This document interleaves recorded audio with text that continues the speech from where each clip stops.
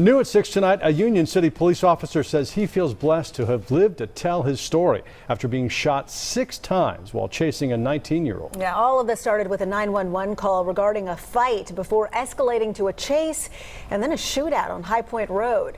Investigators say the suspect died at the scene. Medics rushed Officer Jerome Turner to the hospital where he had 4 surgeries. Fox 5's Emily Ikeda sat down with the Union City police officer in his first interview since that shooting. Emily? Well, Officer Jerome Turner says it's a relief to finally be back in his Hampton home that has some adjustments to accommodate his injuries, but despite being tied to a wheelchair, he's already eager to return to work. Back down.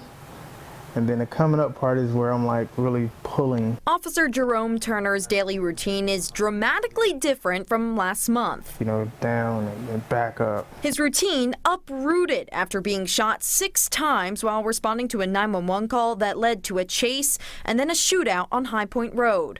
Bullets piercing Turner from top. Got one that went top of the chest here. To bottom. Left toe here. I remember talking to my wife prior to the call. You know, going about my normal day, and then things just, you know, tragically turned.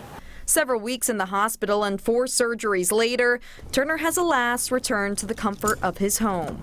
I'm feeling great, considering.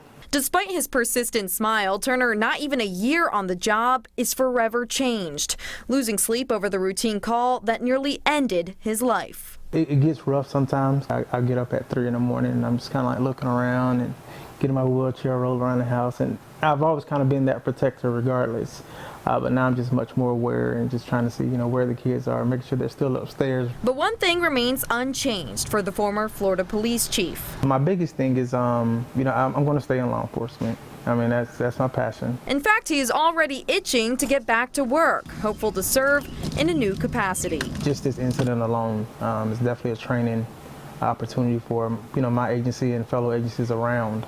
To just, you know, understand that, you know, we're just not going to give up, you know, when faced with tragedy and adversity.